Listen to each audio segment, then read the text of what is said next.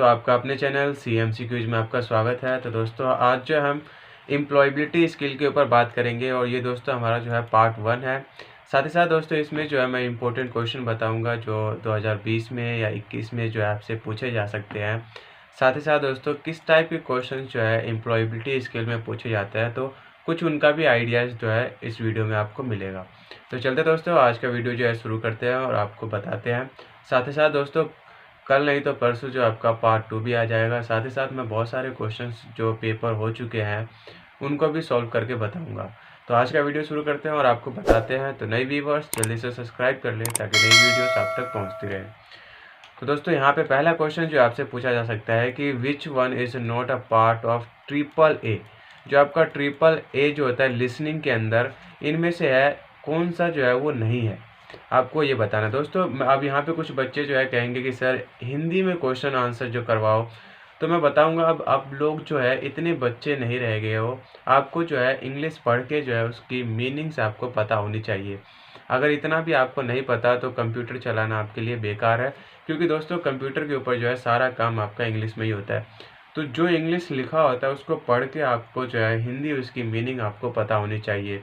तो इतनी इंग्लिश जो है अपनी ज़रूर ठीक करें ताकि आपको आगे दिक्कत ना पड़े।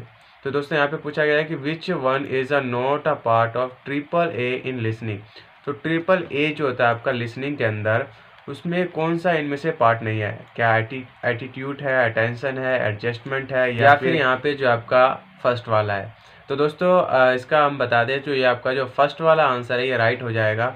बाकी जो आपके ट्रिपल ए के अंदर आता है एटीट्यूड, अटेंशन और एडजस्टमेंट, तो ये अगर तीनों अगर फुल फॉर्म पूछता है क्वेश्चन चेंज करके कि ट्रिपल ए का जो है फुल फॉर्म क्या है इसमें से, तो आप बता सकते हो। चलते हैं सेकंड क्वेश्चन की तरफ। तो सेकंड क्वेश्चन आपका यहाँ पे है कि which one is a cardinal number या फिर ऑर्डिनल। तो दोस्तों यहाँ पे जो मैंने ऑर्डिनल नंबर भी रखा है।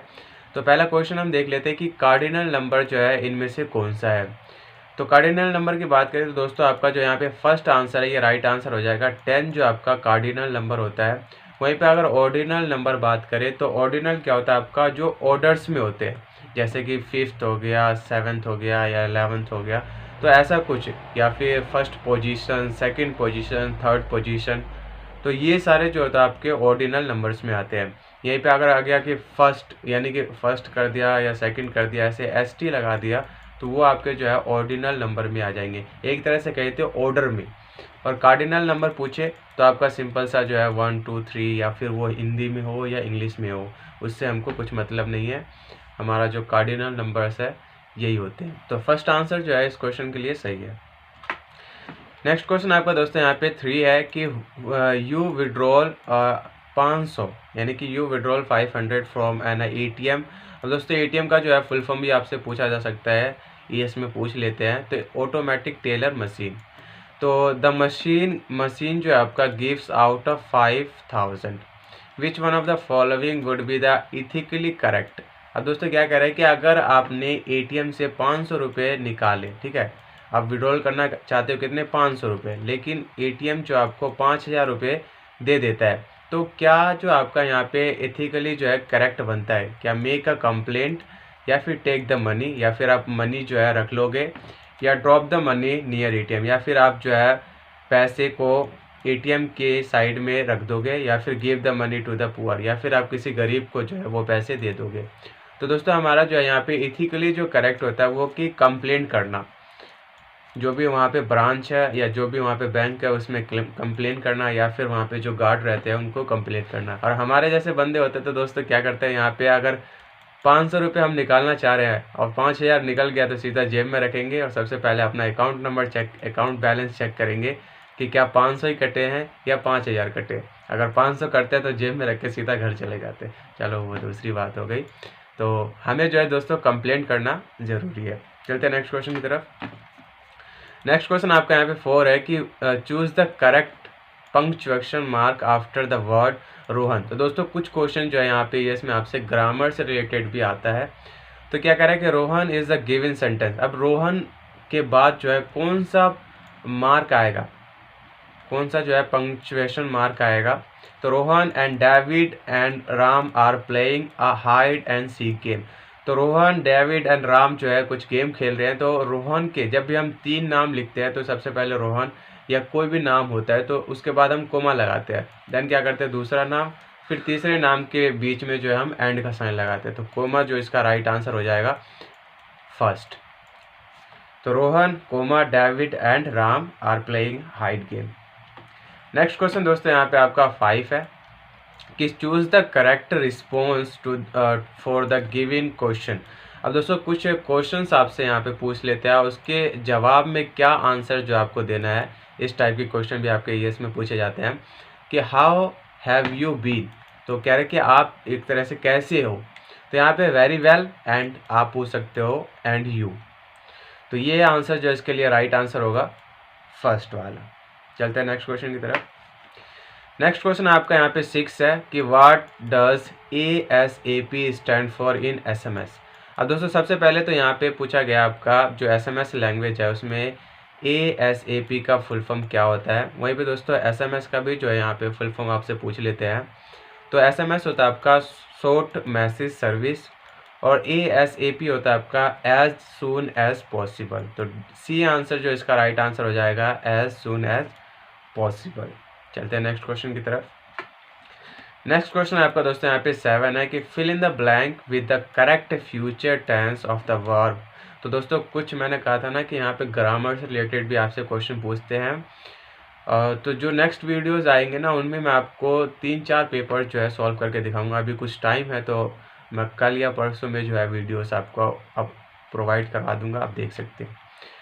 तो we dash to the zoo after breakfast. तो क्या कह रहा है कि ब्रेकफास्ट यहाँ पे जो है कौन सा फ्यूचर टेंस आएगा, यानी एक तरह से कहे तो यहाँ पे दोस्तों वेंट तो आएगा नहीं, आर गोइंग नहीं आएगा। विल गो जो है आपका, विल जो है आपका फ्यूचर टेंस के लिए यूज़ करते हैं। तो यहाँ पे डी आंसर जो इसका राइट आंसर हो जाएगा कि we will go to the zoo after breakfast.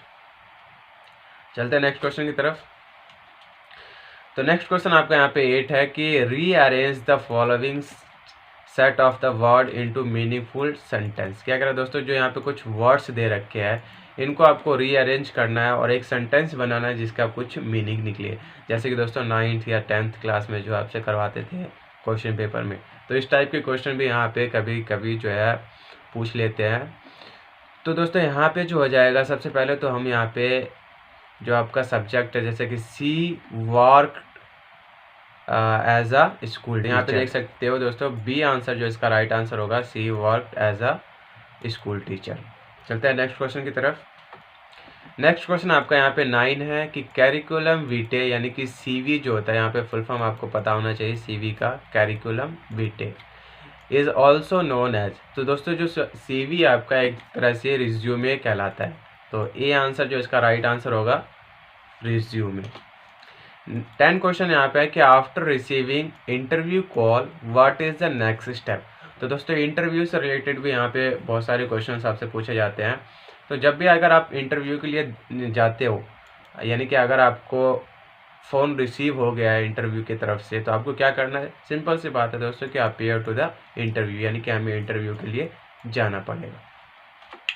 Next question यहाँ पे 11 है कि which one is a brain of computer. तो कुछ क्वेश्चन जो यहाँ पे बेसिक कंप्यूटर से भी आपसे पूछे जाते हैं ईएस के अंदर। तो जो कोपा वाले हैं उनको ज़्यादा टेंशन तो नहीं है, बाकियों के लिए टेंशन है। तो जो भी कोपा वाले हैं ये आप देख सकते हो कि ब्रेन किसे कहा जाता है कंप्यूटर को, तो CPU को। अब यहाँ पे इसका फुल फॉर्म भी पूछ लेते हैं, तो central processing unit. Next question यहाँ पे आपका 12 है कि which one is a do's of discussion etiquette. तो दोस्तों जब भी डिस्कशन होता है किसी के बीच में या किसी ग्रुप में, तो क्या चीज़ें हमें करनी चाहिए ये पूछा गया। डूज यानी कि करना चाहिए। तो सबसे पहले दोस्तों यहाँ पे लूज़ योर टेम्पर्ड, अपना जो है टेम्पर्ड यानी कि आप अपना होशो हवास नहीं खोना चाहिए आपको। सबसे पहले तो यहाँ पे दे रखा है कि लूज़ योर टेम्पर्ड, आप अपना होशो हवास खो दो। तो लिसन टू द अदर, ये चीज़ें करनी चाहिए, लिसन टू द अदर। तो बी आंसर जो इसका राइट आंसर हो जाएगा। वैसे talk about in relevant detail, यानी किसी भी डिटेल के बारे में बातें करना, तो वो चीज़ें तो करनी नहीं चाहिए। या फिर आपको जो यहाँ पे कुछ रूड गुस्से वाला लैंग्वेज जो आपको यूज़ करना चाहिए, तो ये सारी चीज़ें आपकी गलत हो जाएगी। लिसन टू द अदर्स यानी कि दूसरों की बातें जो है ध्यान से हमें सुननी चाहिए। नेक्स्ट क्वेश्चन आपका यहाँ पे 13 है कि 1 बाइट इक्वल्स टू, अब 1 बाइट आपका जो है 8 बिट्स होता है। ये भी आपका एक कंप्यूटर से रिलेटेड क्वेश्चन है। तो 1 बाइट इक्वल्स टू 8 बिट्स।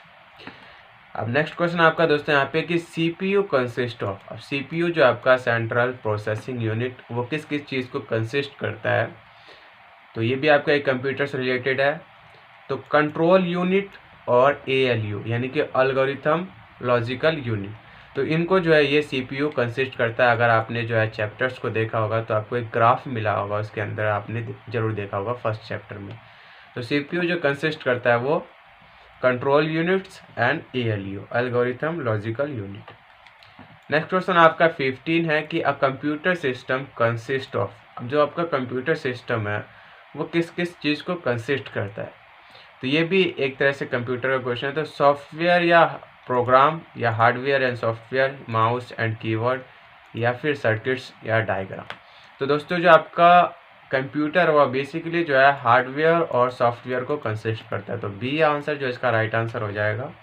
अगर कंप्यूटर वाले को जो है चैप्टर्स याद होंगे तो ज़रूर इन क्वेश्चंस को, ये क्वेश्चन जो है उन्हें आसान लग रहा होगा। चलते हैं नेक्स्ट क्वेश्चन की तरफ।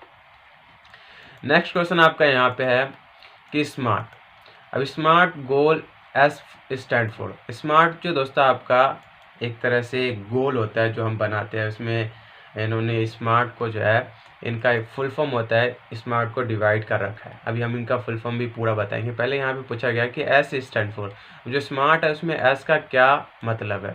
तो स्पेसिफिक जो है स्मार्ट, एस का मतलब होता है स्मार्ट में। अब हम इसका जो है फुल फॉर्म आपको बता देते हैं। तो ये देख सकते हैं दोस्तों, एस फॉर होता है आपका स्पेसिफिक, एम फॉर होता है मिजरेबल, ए फॉर होता है अचीवेबल, और R for relevant, and T for होता है आपका टाइम बाउंड।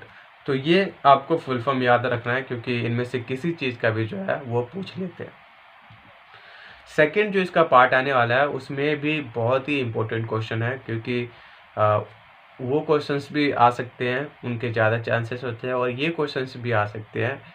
तो मैं ये नहीं कहूँगा कि आपको वही देखना चाहिए, ये नहीं देखना चाहिए, आपको दोनों जो है अच्छे से देखना चाहिए और क्वेश्चंस को जो है अच्छे से रीड करना चाहिए। 17 क्वेश्चन है कि in Excel the intersection of rows and columns is called. तो इंट्रैक्शन होता है एक तरह से जुड़ाव, जैसे कि आपका ये कॉलम्स हो गया और ये रोज जा रहे हैं, ठीक है। तो इनके इंट्रैक्शन से देख सकते हो यहाँ पे एक जेल कहे, सेल कहे, तो वो बन गया है। तो यही पूछा गया है कि intersection of rows and columns is called cell.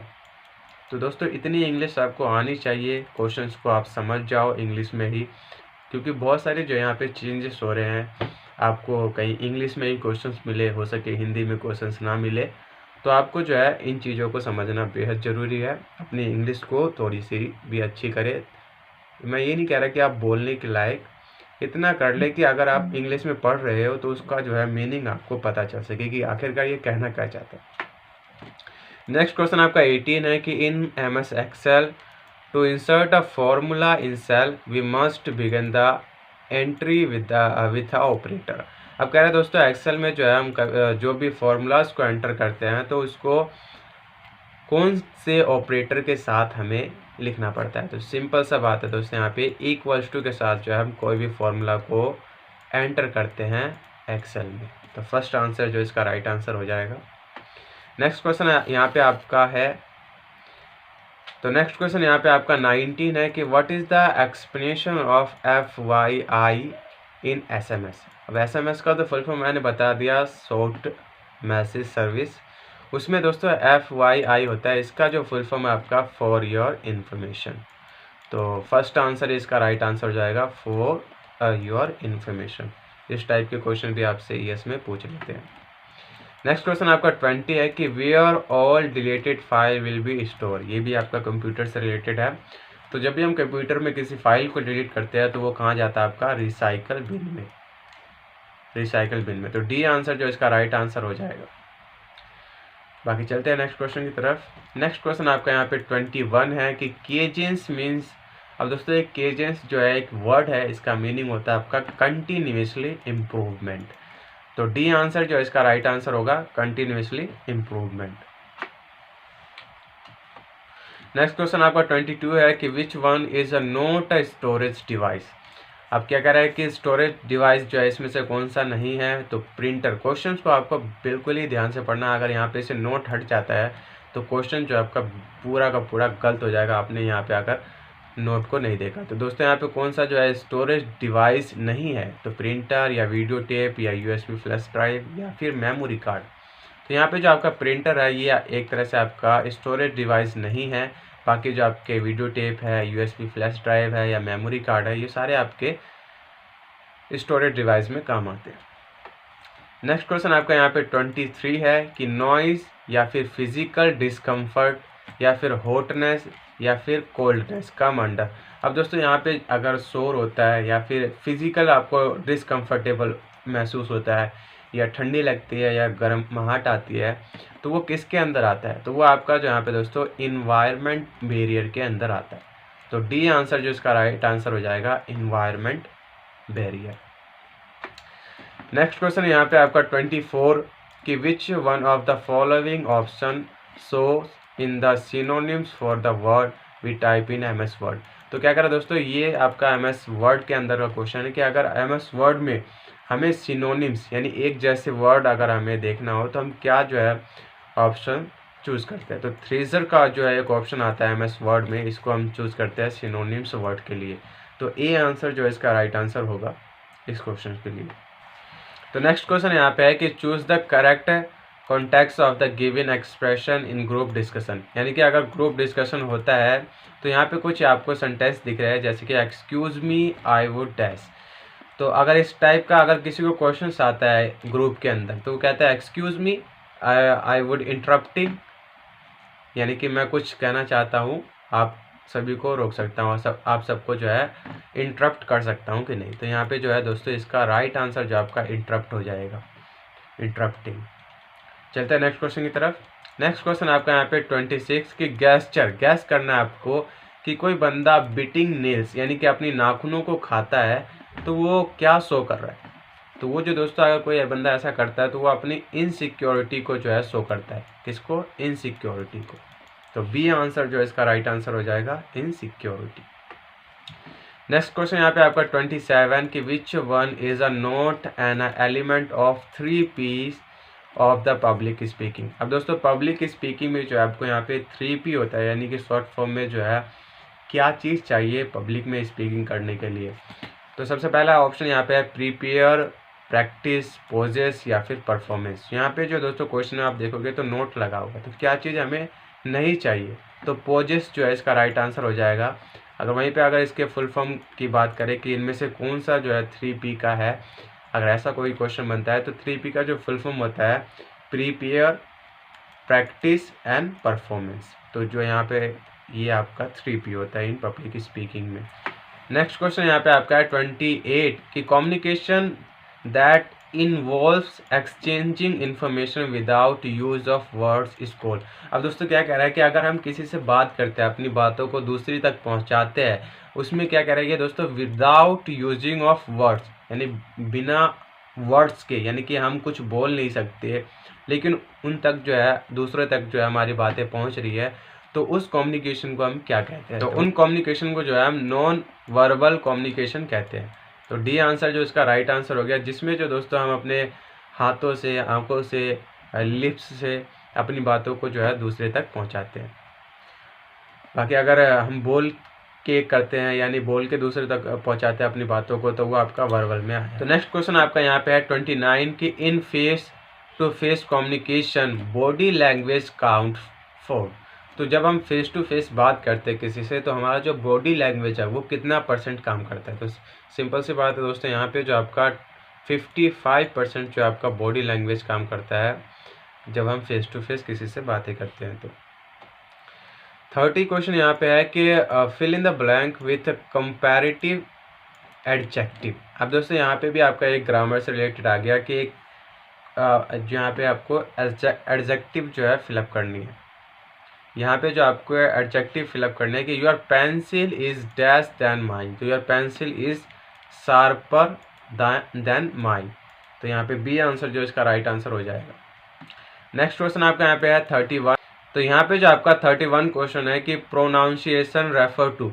तो यहाँ पे जो आपका प्रोनाउंसिएशन होता है वो एक तरह से आपका प्रोडक्शन ऑफ साउंड, जब आपके वर्ड्स अगर आप सही से बोलते हो तो आपका जो है साउंड जो आता है वो अच्छे तरह से आता है, आपकी क्वालिटी जो होती है बोलने की वो बेहतर होती है। तो डी आंसर जो इसका राइट आंसर होगा।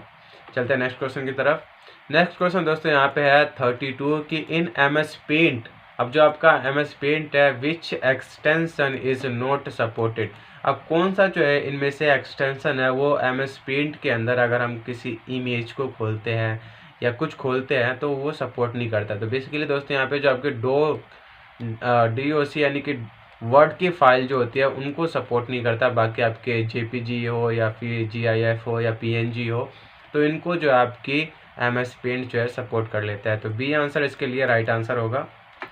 नेक्स्ट क्वेश्चन यहाँ पे है 33 कि गैस करना है गेस्चर ब्रिक्स इरेक्ट वॉक क्या शो करता है। तो ये जो आपका एक तरह से कॉन्फिडेंस को शो करता है, अगर कोई बंदा ब्रिक्स इरेक्ट वॉक करता है तो कॉन्फिडेंस को। तो सी आंसर जो इसका राइट आंसर होगा। तो दोस्तों आज का जो है क्वेश्चन यहीं पे समाप्त होता है। मिलते हैं नेक्स्ट वीडियो में और सेकंड पार्ट जरूर देखें क्योंकि उसमें भी दोस्तों बहुत ही इंपॉर्टेंट क्वेश्चन आपको मिलने वाले हैं। उसके साथ ही साथ दोस्तों कई और वीडियोस जो आएंगे क्वेश्चन पेपर की तो उनको भी आप ज़रूर देखें ताकि जो आपका ES की तैयारी जो है वो बहुत ही अच्छे से हो जाए। तो थैंक यू दोस्तों, thank you for watching and keep subscribe ताकि नई वीडियोस आप तक पहुंचती रहे।